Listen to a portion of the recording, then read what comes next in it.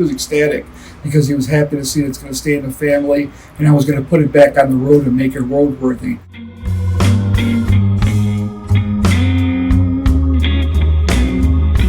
That figure was also detachable. In the original one, it was part of the mold.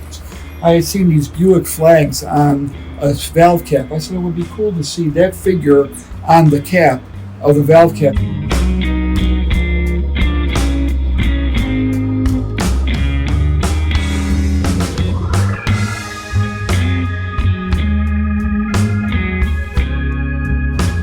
This part is going to be a nice critical piece that people are going to be interested in because it's one facet that makes it much more than just a regular black plastic valve cap. It gives it a nice accent.